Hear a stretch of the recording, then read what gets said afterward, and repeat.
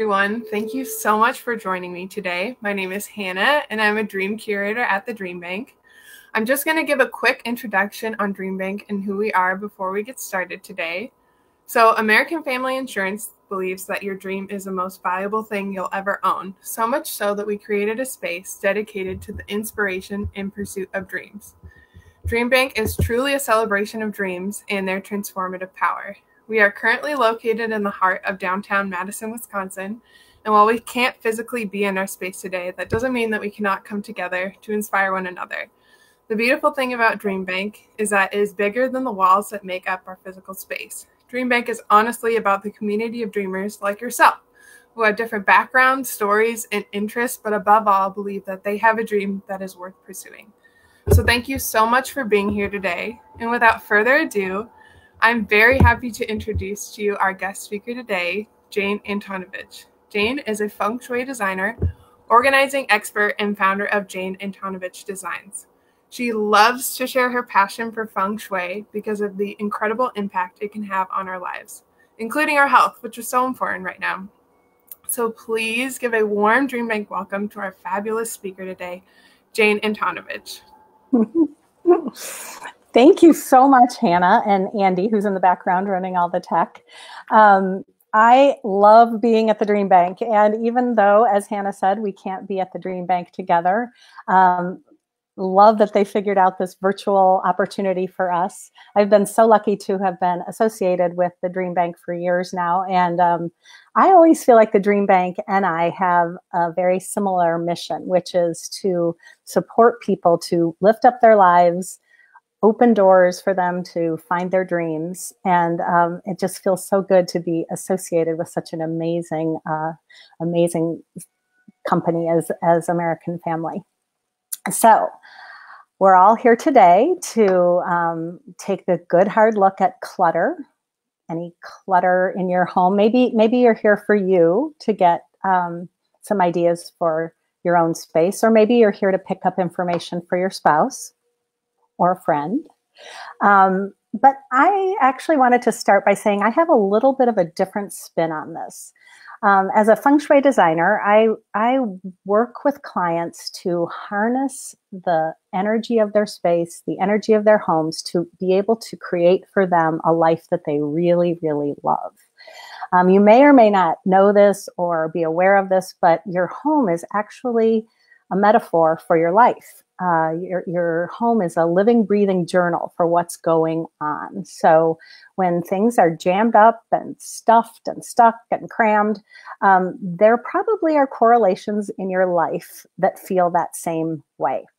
So very quickly, even as a kid, I was busy while the kids were out at recess, helping the teacher clean out the paint cupboard, because I knew that everybody would just feel so much better once it was cleaned out. And I always cared about being organized and keeping things clear. And even as an adult, a single mom with 3 girls, I could see just right in front of me that if we were staying on top of things, notes from school and after school activities, that things just went more smoothly for everybody. And we all just felt a lot better. And then as a teacher, oh my gosh, if you've ever been in a classroom, organization is top of the list, because kids will have their way with you if you're not organized. So I honed my organization skills from a very young age all the way through adulthood. And then as I was teaching on the side, I occasionally was taking on clients that needed some assistance and support with clearing out their spaces. So I would work in the summers, I would work on the weekends to help people go through their spaces and be able to clear them out. And at first I thought, oh, isn't that nice? The closet looks so good, or the kitchen looks fantastic. The basement's all organized. And it took a while until I started to sink into this idea that not only did the space look beautiful, which we totally care about, but the people's lives themselves were transforming. And so I started to see this as a tool for transformation, and being able to see people step into better jobs, more connection with friends, family, abundance, romance, all kinds of things were popping up for people, careers, travel. And, at first I thought, oh, didn't put it together, didn't think that it was such a coincidence. But here's what happened. I met a feng shui master here in town and had this conversation with her, this very same conversation. She asked what I did. And even though I was still teaching, I was so passionate about the organizing and helping people edit their spaces. And as I was telling her this very same story, she said, well, Jane, that's feng shui. You are very, very much working with the energy of those spaces to be able to open up opportunities and be able to offer people space for the things that they dream of and the things that they want to flow right in. So now this is my full-time profession. I left that very safe teaching job. And once I talked with her, my antennas went way up. We decided that I could become her apprentice, and I worked with her for 4 years, learning everything about the energy of spaces. And whether it was this foundational work, clutter clearing, deleting the downers, or we were designing a space for a beautiful, expressive, and balanced space, it was all the same energetic kind of changes in people's lives. Because once you clear the clutter, then you can call in beauty and you can call in balance. And now that we're all safe at home, we're faced with, in every single moment, our stuff. And one thing I learned from my mentor that I always like to pass on is that everything matters. Whether it's stuffed away or stuck in the basement or off-site in a storage locker, you are in relationship to it. So today we're going to go through how to handle any clutter hotspot that you have, big or small. This is my tried and true method, and it is the actual blueprint that I use to walk people through their clutter. I'm going to switch over to some slides. So let's take a second here.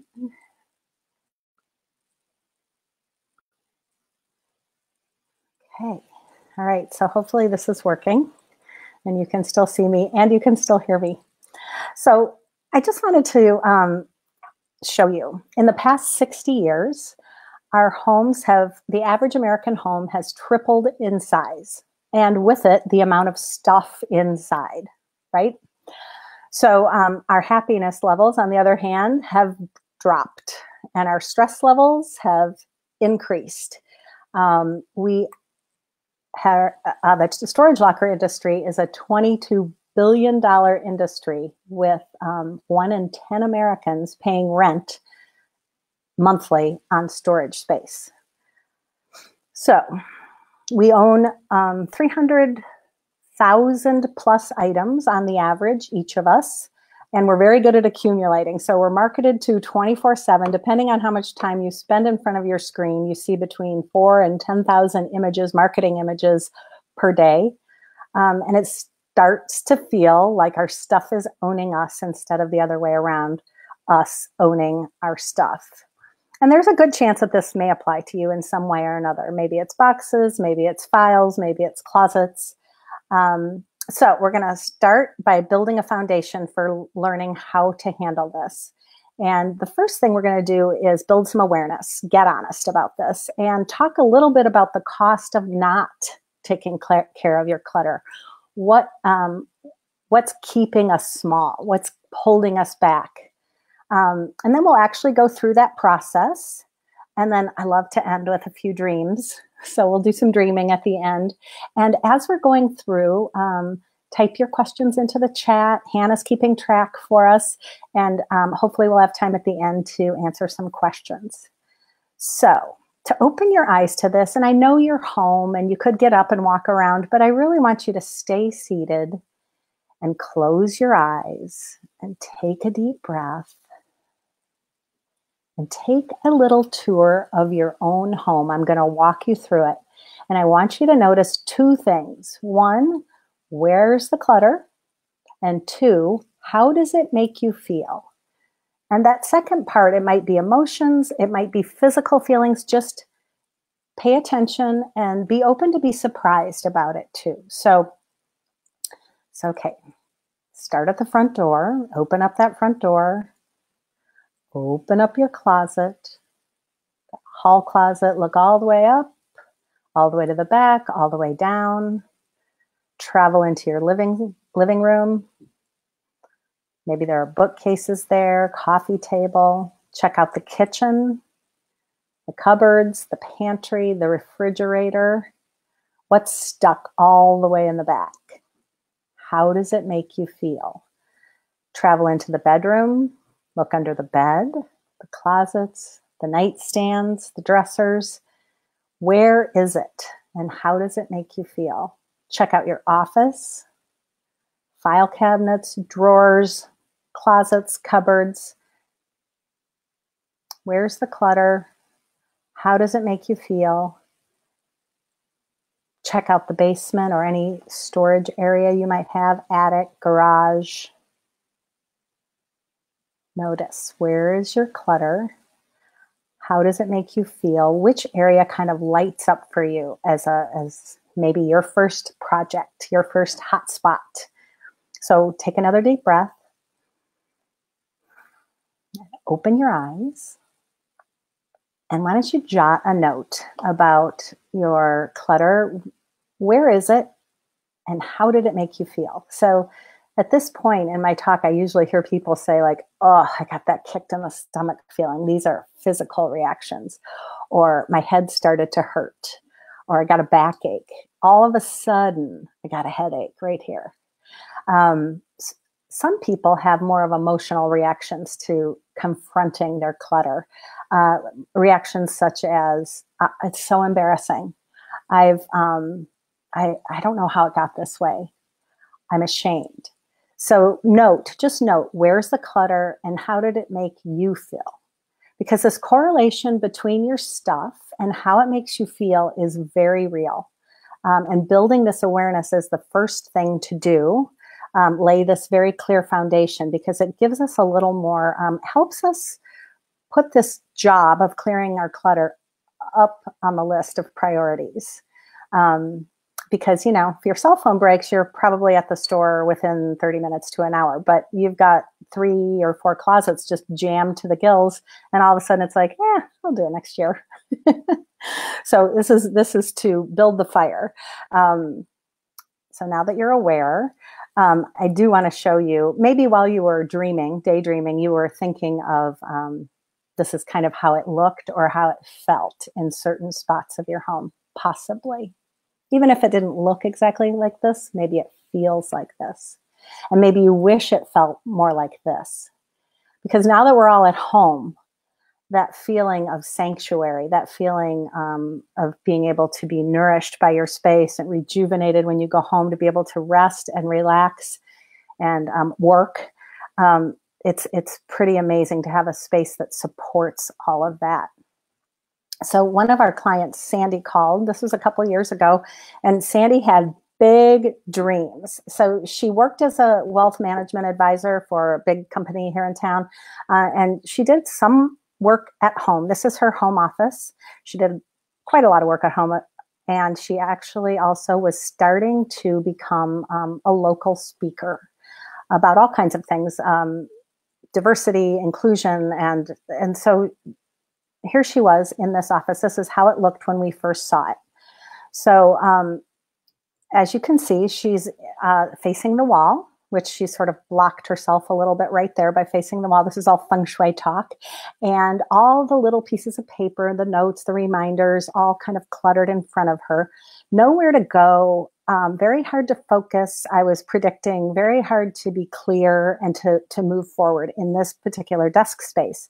And then behind her was another desk, not being used by anyone. And then all the things like the cat box and the cat post and all the things in the office. So when I asked her what she wanted, because we were going for the full design of this office, not just clutter clearing, she said she wanted to take her speaking career to a much bigger level. She wanted to, step into her greatness and really, really show up in the world with her message. And so this is how her office looked after. So that little spot now where we have put the built-in shelves was where her desk was and all the clutter bulletin boards. So everything got gone through. Now, I would not have just walked in and said, well, all you need to do is wallpaper, Sandy, because this would never have felt as good if we hadn't taken care of the clutter. So first order of business, take care of the clutter, and then design this incredible space. And so that's what we do. And Sandy's results are absolutely amazing. So that very next, I think within 6 months, she was speaking at a very large national gathering in Texas. And from that amazing talk that she gave, she was had many international offers, and just this December spoke in Paris. And she's just off and running. So her space most definitely supports her work and her dreams and her desires. So where are the stuck spots in your home? And maybe just give them a little priority. What 1, 2, and 3, where you might get the most traction by taking care of the clutter. So the cost of not taking care of the clutter, you can probably feel it. You've probably felt it when we did that little tour of your home, because it affects your health. Number one, in Feng Shui, health and clutter are directly aligned. If you suffer from headaches or confusion or congestion or anxiety, or you carry extra weight, or you feel irritable, if you have insomnia or fatigue, or you are stressed, consider clearing clutter as part of a solution. 90%, the American Stress Institute, so I'm not making this up, says 90% of diseases in America have some stress correlation. And you know, we can't really control the virus. We can only do what we can do. We can vote. We can't control politics a lot. I mean, those are some stressful things in our lives right now. But locus of control, we can control the items in our home, the items that come into our home, and the items that we let go from our home. And if you take the sweep through your home once, twice, 3 times, usually it takes 3 times. We're going for the long haul. You will be amazed at the difference in how you feel. Because when your stress is up, even if it's just, even if it's just you 10 times a day or 20 times a day thinking, oh, the basement, oh, the garage, oh, the closets, I wish I could get to the kitchen. All of that, it's just like a little low-grade fever in the background, and it's raising your cortisol. It keeps you from resting properly. It keeps you from digesting properly, and it's just always going. So this is something that you actually have control over, that you can take care of starting today, and move through and help yourself feel a lot better really fast. So maybe there is a cost to your health, or maybe there's a cost to your productivity. So maybe your desk looks like this, or maybe your desk feels like this. But the Small Business Association says that business owners lose over 1 hour a day looking for lost items, whether it's digital or physical piles of paper and filing. So it definitely, our clutter affects our productivity. And even if you're not in the workforce, but you're at home working, taking care of your family, whatever you might be doing, if you gained back 15 minutes a day by becoming more organized, and as an example, 2 minutes here, 3 minutes there, 4 minutes there, looking for your keys, your wallet, your phone, your charger, your money, your bills, your shoes, whatever it might be, 15 minutes a day adds up to 11 plus work days a year. So 11 plus work days a year is a lot of time that you can use to, I don't know, read, paint, take a walk, go to yoga, chat with your friends, go on vacation. There's a lot there, a lot of time there that we waste looking for things. So if we can create systems for incoming streams so that we're not wasting time and we know where things are and we get organized, it's amazing the amount of time you can get back and the more productive you can feel if you get your space cleared out and feeling clutter-free. Also, your money. So clutter actually affects your wallet. And everything we buy costs money, obviously. 80% of Americans are in debt. And you spent your money on all of the things that are in your space, or you said yes to them, or you didn't say no to them. Whether you actually bought it or your partner or spouse or kids or whoever bought it, you allowed it to come in, and there it is, all in your space, all of you. So clients do say after working with us to clear clutter that once they go through this process that they feel more intentional, more mindful, they have more awareness about what they are purchasing. What suddenly becomes more compelling is a simple space, a peaceful space, a space that feels clear. And so consider more money in your pocket is always a fun thing to consider, right? And relationships. So whether clutter, and this is a big one, I hear this all the time. So whether clutter is causing, annoyances over the mess or irritation for not being able to find things or even arguments, this is a great place to get some traction. Even we've had clients say that they're embarrassed to have friends over. We had one client who said, it was a big birthday coming up, I think her 50th birthday, and she was out looking at venues because she couldn't invite her friends over. And so she decided actually to work with us and spend the money there instead of renting a venue somewhere else. And we did get her space cleaned out, and she did have the party. And so that was an amazing success story right there. Just being able to have your friends over. Very often this is the case. So consider if your clutter is having an effect on your relationship. So your health, your productivity and your time, your money, your relationships. So this is no small thing. This is a great big deal. So here's one of our clients, Marie. She called for her closet. And this is was before I started taking really good before pictures. And so this is sort of somewhat into our work, but still cluttered. And when she called, she'd actually taken over 2 closets in the bedroom. Her husband had been relegated to the guest room. And she had those chrome stainless steel rolling racks trailing, 2 or 3, maybe 4 of them trailing out of the bedroom, hanging with other clothes hanging on them because they couldn't fit in the closets, and she had to kind of sidle in sideways to get into her bedroom. She was overworked. She had about 4 different jobs going. She was overweight. She was stressed. Her health was strained. Her relationship with her husband was strained. She said, I would rather drink wine than go down the basement. In fact, I'm considering paying my husband to do the laundry so that I don't have to go into the basement. And I may have just said this, but I'm going to repeat. It wasn't just the closet. It was the whole house, obviously, everywhere. So we started where we started, right there in the closet, and moved through. And it took some time, but afterwards, all of a sudden, Marie decided to hire a personal trainer. She said, I don't have any more junk in my home. I'm certainly not going to eat junk either.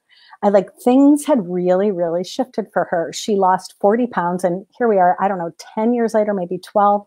She's kept it off. She has let go of all the jobs and has just cherry picked some private consulting work that is, just a beautiful fit to her now semi-retired life. She has a grandbaby in California, and she has space. She says all the time, now I have space. I have space in my life for joy and beauty. And she's very, very clear about what the clutter was costing her. So what's it costing you? Just take a moment, jot down. Is it your health? Is that getting to you? Stressful? Even if it's a little bit of stress, it can really help to handle it and feel lighter. Is it your productivity, your time, finding things, missing things, stuffing things in? Is it your money? Are you on the let's just go shopping? Oh, and now that we're home, we've got virtual shopping opportunities. A lot of people shop to feel better, to handle their stress, but I'm going to ask you to consider handling your clutter before you shop to feel better. And what about your relationships? Whether it's spouse, partner, kids, friends. So just take a second and jot. Okay. All right. So now we've got all that foundation laid. Let's talk about the actual process. So on my website, I don't want you to go right now because Hannah's going to put it in the chat, in the comments. There's a sign up button right on the home page, right underneath my picture, and says sign me up. And it's a way for you to get my free gift that has the clutter clearing checklist right in there. So I'm going to go through it now, but after this is over, you can go ahead and sign up and download that, and you'll have it in your hands for you to be able to use on any part of your house or garage, any place that has clutter. So you have access to that as soon as the talk is over. So for now, just let this soak in and sort of follow along with me, and you'll have the actual list in your hands soon. So first thing I'm going to say, when you're going after clutter, when you decide you've set some time aside, you're going to go for it, set yourself up for success. So bring bags, bring boxes, bring maybe a marker for designating this is the recycle box, this is the donate box, whatever it's going to be. Turn your phone off. Tell your family you're busy. Shut the door, lock the door, leave your phone in the car or with, or I don't know, in the kitchen, in a drawer. Get yourself all tuned up for it. Get ready to do it. Maybe some music. Sometimes it helps, sometimes it doesn't. So try it out both ways. So set yourself up for success and then start small. This is where people almost always get thrown off into the bushes. I'm going to do the basement, and they head down. Maybe they thought to bring the bags, and they get down there and they do the sort of slow 360, and they kind of throw their hands up and say like, I don't know where to start. So, oh, this was Marie's after closet. I'm so sorry. There it is. Beautiful. And actually the whole rest of her house looks just as beautiful. So you go down the basement, you start twirling around and thinking like, where do I even begin? Where do I start? I mean, there's furniture, there's cast off linens, there's kids stuff, there's tarps, there's baby boxes, like, ugh. And 9 times out of 10, you will turn yourself around and go right back up those steps. So my suggestion for you is to start small. Plan it out, either by time, like as in a small amount of time, or a small area, just so that you can complete one small task and then move on to the next, because there are a finite amount of items, even in this basement picture. So you can move through them 10 minutes at a time, 15 minutes at a time, half hour at a time. You would not decide to get fit and go to the gym and go for the 600-pound weights. You'd start with the 5-pound weights, and you would practice. So that's what the same thing. This is the same. Start small, keep practicing, build up, and pretty soon you'll be, a pro. So start small. That's the whole idea. Let's just use the example of a junk drawer, because that is a small area that you could probably complete within 20 minutes, if not less than 20 minutes. So just consider that you might start with this project because you could get it all done in a short amount of time. So first thing to do would be to take everything out. I know it seems like a no-brainer, but we're not making decisions right now. We're just taking everything out. It just gets you into action and gets your body moving. So sometimes people start they'll pick up one thing like, oh, I don't know. Do we need this? And then there's all this tussle and discussion in your head about, do we need it? Do we want it? But all I'm saying, first thing, take everything out. No discussion, nothing to do, but take everything out. This gets you into action. So do that first. No decisions to make. Then refresh the space. So in the case of the junk drawer, we're going to wipe it all out. We're going to clean it. We're going to clear it. Use something uplifting.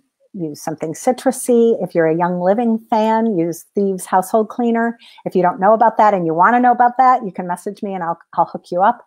But get it clean, get it beautiful. And, in the case of the junk drawer, that's a very small area to wipe out.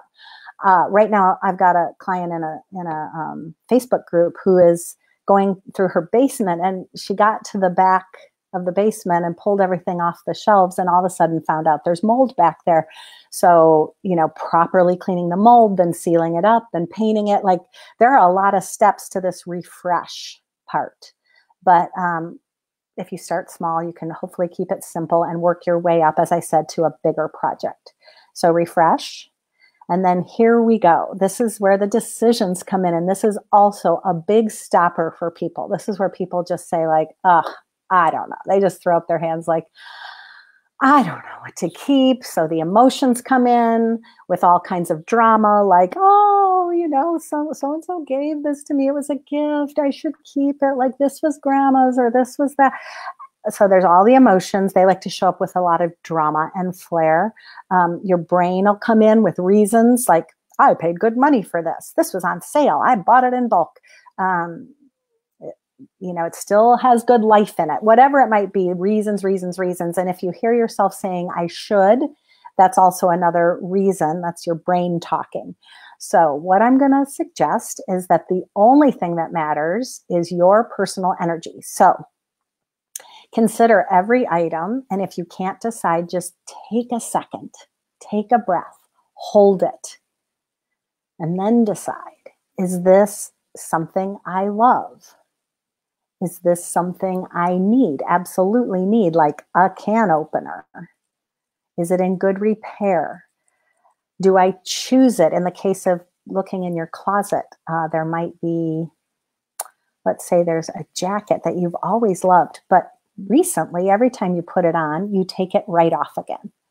So you don't choose it anymore. You've outgrown it. Maybe you really have outgrown it, or maybe you're just farther along and the jacket doesn't make sense to you anymore. So let it go. Let it go. Does it speak to your future? Is it pulling you forward, or is it some way holding you back? As you're considering each item, consider, how is it making you feel? Is it pulling you forward? Is it holding you back? Is it speaking to your future? Is it not? Do you love it? Or do you just like go, oh gosh? And here's a little pro tip. If you think you need to put it in a maybe pile, then it is also most likely to go. So just be ruthless. This is your health we're talking about. This is your relationship we're talking about. This is whatever it is costing you. This is what it is.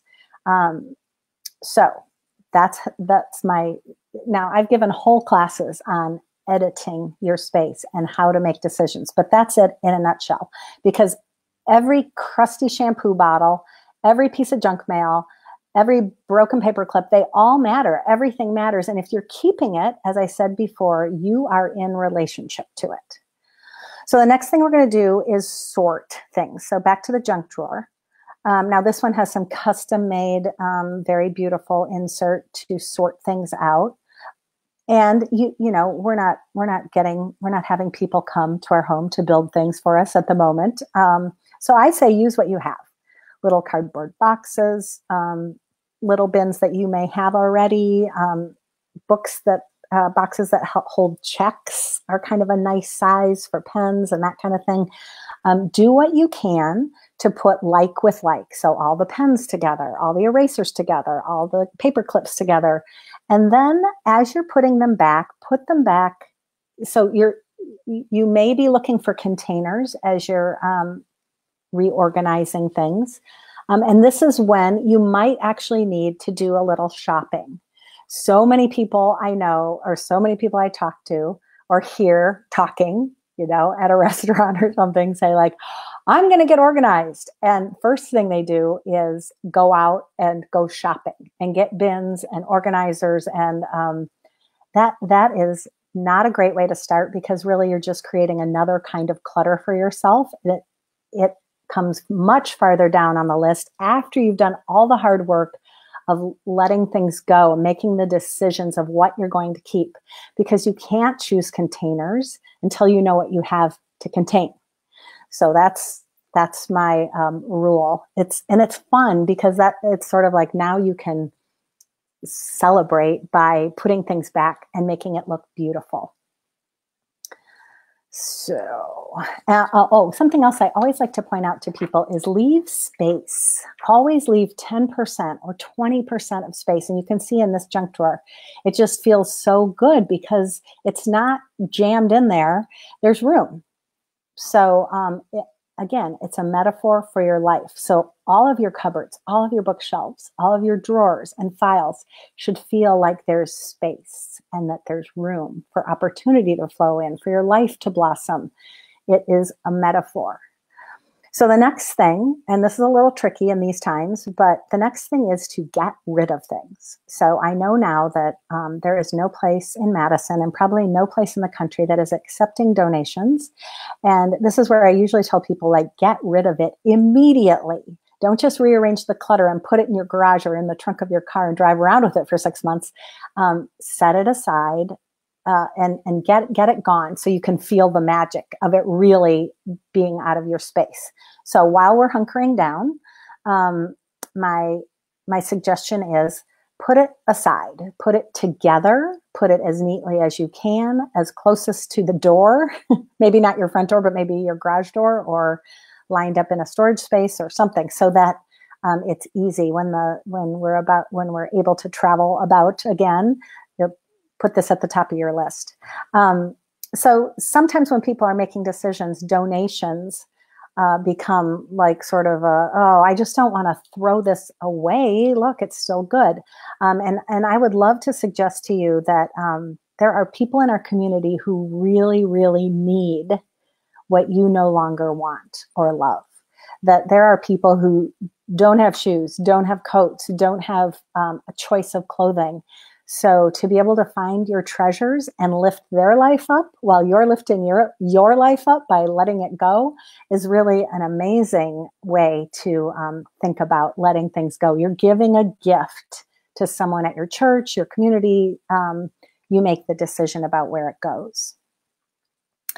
And the last thing to do, because once you donate, it's going to feel amazing. It will feel amazing. And even if you just have finished one small spot, make sure that you celebrate. Now, you don't have to drink champagne unless you want to. You might drink a cup of green tea. Maybe you're going to take a shower, pet the cat, sing, dance, go for a walk. Do something. You could actually send me a Facebook message. I would love to cheer you on, like, look, I did it. Definitely do something to mark that you finished. This is the secret fuel. Complete and celebrate, and complete and celebrate. It's just like building that muscle. Keep it going, because if you just do one box, then you're faced with the next box and the next box and the next box. It just goes downhill from there.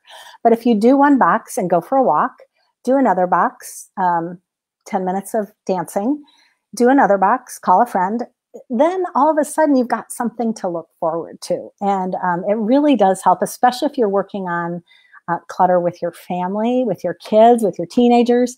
It's always fun to say, let's spend an hour, let's spend 15 minutes, and then let's, go for a walk around the block. Or, in the days when we could go places, let's spend an hour in the basement, honey, and then let's go to that new place for coffee. It just helps. It's not like we have to spend all weekend in the basement. Let's just spend an hour and then let's go do something fun, because we can rinse and repeat and keep it going. And then it feels like more fun because we can be successful, and it sort of trains your brain that it's okay. So I know you probably have questions about this part, but here's an example of a client of ours who really went for it. So this was, she had a whole basement sort of family room area that was unused and full of clutter. Her kids, at this point, her kids were teenagers, and there was still preschool stuff down there and lots of old school projects. And, there were bins in the back, and she was really trying to stay organized, but it just was, unusable. And she said her kids never came down. Her kids never used the space. It was just this beautiful house in this gorgeous setting in Cross Plains. And and it just, this whole lower level was completely unused because of clutter. And, it just had never been attended to. So she, with some support from us, followed the steps. And that is that same room. So that whole wall in the back where the wires are tangled up and sticking out, we had some shelving built. She loves to collect old containers, antique kinds of things, flea market, farm kind of crates. And so we put everything, we let go of a lot. We put like with like. We labeled some things, and we set up the room as a big game room and ping pong space for her and for her teenagers. And then, as often happens, the room adjacent suddenly became like a possibility. And so this is the next room right through the doorway, and it was just pretty much empty. It had one of those old couches on it with the wooden arms that are uncomfortable, and nobody ever came down there. And she said nobody ever, her kids really all those years like didn't have friends over, and she said the reason was because they lived in the country. But once we had this family room set up and this game room set up, guess what? All the friends started coming over and sleepovers and having a blast. And she said, oh, this is so much fun. I don't know why we waited 10 years to do this. And big bonus, once that curved sofa arrived, it was around Christmas, and Grandma was there for the weekend. And so the whole family, all 5 of them, spent a whole weekend on the sofa watching Christmas movies, all snuggled up, and had a ball. So talk about relationships, family and friends, and being able to support that, because this doesn't actually support coming down and, who's going to want to come down there? Nobody does, because clutter just attracts more clutter. And so until you handle it, that's what you've got on your hands. And this is what's possible. So what's your dream? I always love to ask that question when I'm at the Dream Bank. What's your dream? How is clutter or chaos or junk blocking you and keeping you from it? Just sink into that for a minute. Is it a career dream? Is it health? Do you have big wishes about improving your health? Is it relationship? Is it wealth? Is it travel? Is it family? Is it spiritual connection? What is it? And what could you set as your intention as you move through the clutter? Because as I said, this is much bigger. There's a much bigger force operating here than just, the stuff in our home. It's much deeper and richer than that. So consider, as you begin your work with clutter, what do you want? What do you dream of? What do you want to support? So I'd like to just show you a few before and after pictures, because it's always so much fun to see the before and afters, and I'll go pretty quickly through them, but you can always come back to this video. I think it'll be on the DreamBank site for a while. So, oh yeah, what do you dream of? I was ahead of myself. So here's a little room off the side of a front door, just a nothing, kind of a throwaway space.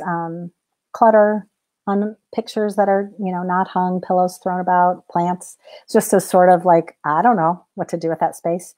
So we cleared out the clutter. We designed a beautiful space, a meditation space. So this client, as she says, against all odds, took up a meditation practice, and she sits in that little white love seat every morning with her coffee and her journal and meditates and does that every single day. And she said, really, against all odds, I've tried and tried. And what a beautiful space to walk into. This is a basement bedroom. And again, it just, open the door and put the leftover stuff. There go the Amazon boxes. Everything gets just thrown in there, and it's down the basement. So, nobody ever goes down there. So who cares?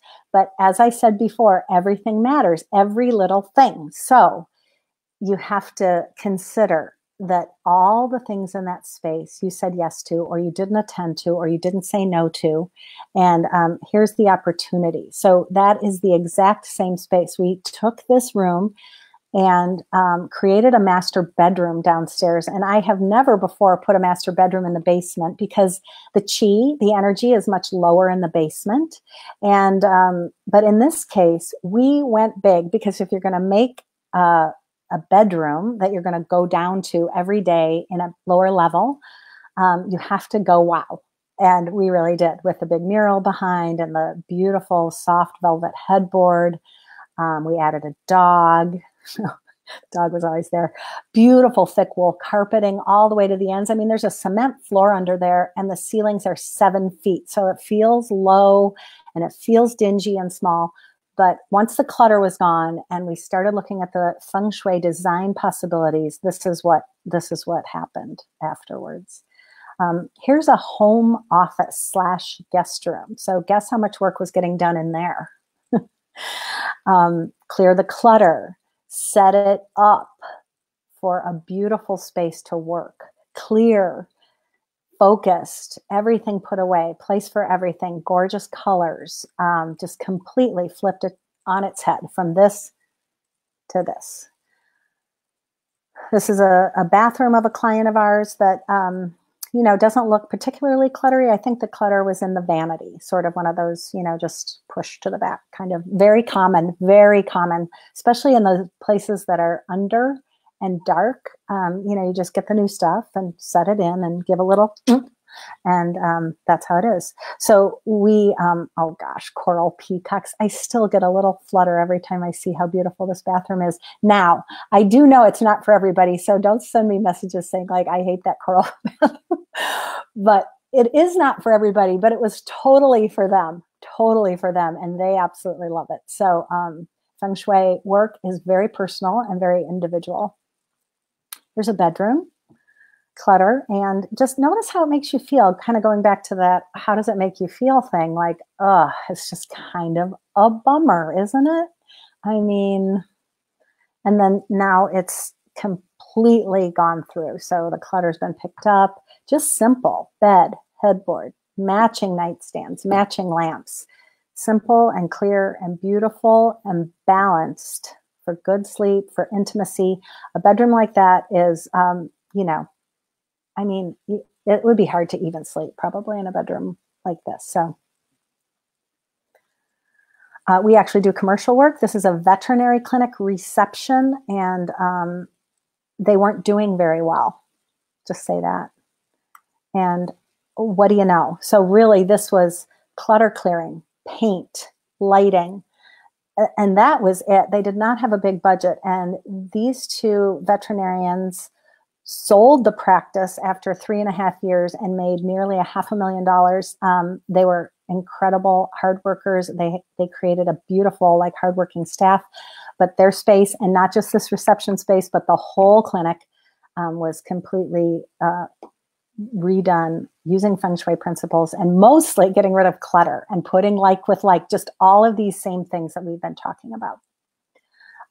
Here's a living room. So you walk through that green door and you're faced with the back of the couch, all those messy pillows, the stuffed up bookcase with, the bookcase is holding too much when either you have double rows or you've got the books going sideways and you just have to jam it in there. So that's your cue for when it's time to take care of it. And here's that same living room. I kid you not. So standing at that green door. So the second shot is with your back to the green door and completely redone. We actually didn't even need to paint. It was that beautiful soft minty color, got rid of the clutter, designed a beautiful and balanced space so that this client could really step into her greatness. Oh. So let's just review for a second. So your awareness of where it is in your home. Maybe I can, okay, hold on. I'm going to come back to you, I think. Am I back? I'm not sure. Anyway, Andy.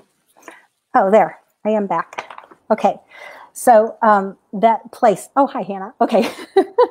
That awareness, like where is it in your home? And what is it costing you? And that process of just step by step by step. Don't let yourself get overwhelmed go to my website and get that link for the free gift. It has a really fun clutter quiz in it, and it has a clutter clearing checklist and some other fun things. So go look for that. Hannah's going to put it in the comments, a link to it. So raise your hand if you've got some fire for this now. Feel the heat? Are you sweating a little? Like, whoo, I don't know. So your home, as I said, is a metaphor for your life. And, it's not just a closet or a basement we're talking about. This is your life. And go back to your dreams. What do you want? I always ask my clients that in the beginning. What do you want? What can we support in the design and the energetics of your space? What's getting squashed? What's getting blocked? Because maybe the life you really want is hiding under all your stuff. You just never know. And if you want further support, I have just in the last 2 weeks, because we're all home and possibly wanting support with this, I have a free Conquer Your Clutter group on Facebook. Hannah's also going to put the link to that in the comments below. Please join us. We have a really engaged group of people supporting each other. I'm in there about every day, supporting people, working through all kinds of questions about bookshelves and nightstands and basements and garages. And we are having a blast, and you could learn a ton just by joining and posting. We've got a free gift thing going. We're going to have a drawing in a few weeks for people who post before and afters, and it's just been a lot of fun. So before we say goodbye, or maybe we have time for questions, go back for a second to this idea of the power of decluttering. Just hold in your heart that you have this amazing opportunity before you, that this is a big gift you can give yourself. An opportunity to clear your space and make a powerful shift by just attending to your home.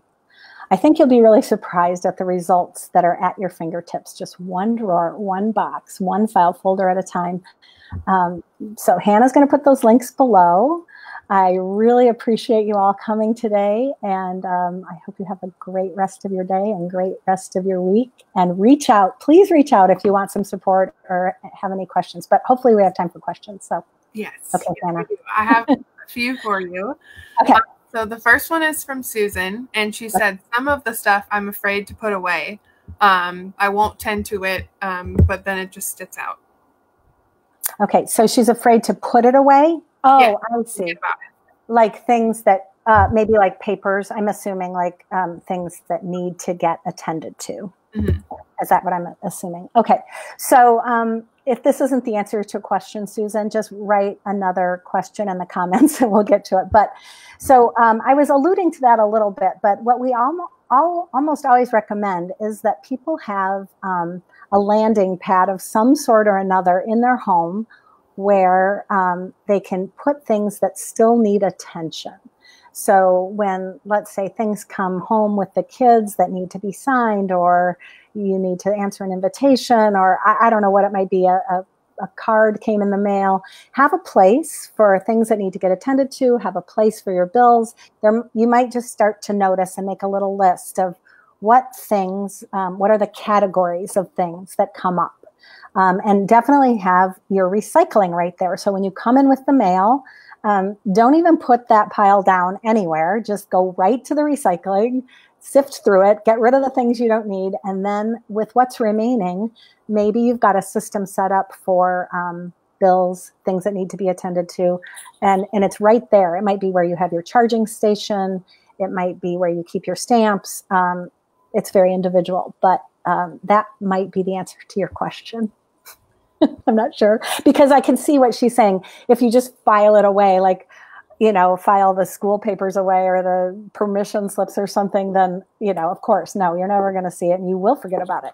Mm-hmm. So that was where I was going. But Susan, if it's not your actual question, ask again.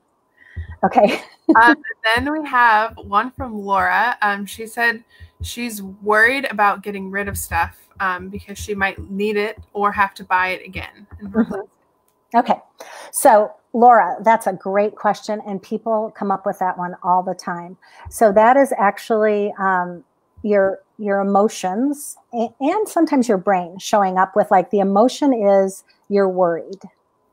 And it's sort of a lack mentality. I might need it someday. I paid good money for it. So that's your brain. So it's not actually your heart and soul talking. And that's when you go back to that part of the talk where we were saying the only thing that really matters in any of this is your personal energy, because if your energy's high, then your life is on a very nice upward trajectory.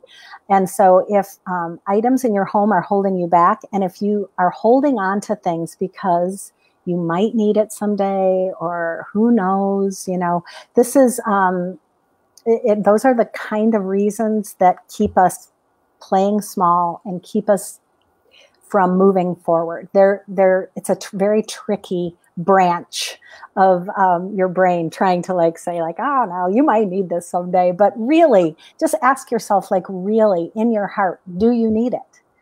Do you love it? Because if the answer is no, then who cares? I mean, we're in this society where, you can have things in overnight, in a moment's time, you can have it again. So for the most part, I would say clients who say that don't really need it or want it or will ever use it again. It's really just your brain or your emotions trying to trick you into keeping it. Hopefully that answers your question. Yes, I think so. I think that's all the time we have for questions. Okay. There's more, but I know you'll go in and answer them later. Yeah, I will. I totally will. Thank you so much, Hannah. This has been such a fun opportunity. I really appreciate the DreamBank stepping up and doing this virtual event. Yes, and thank you so much for all of your helpful tips. I know I learned a ton when you said how many items I probably own. That rocked my world a little bit. 300,000. Yeah. I'll just say it again. But thank you so much for being here. Welcome. Really appreciate it. And I will go ahead and post those links right after we finish up. Okay. But I just wanted to say thank you. And if anybody wants any more information or wants to keep up with our future events, just be sure to like our Facebook page. And we'll be posting more events in the future. So thank you so much. Okay. And I'll see you later. Bye, everybody. Bye.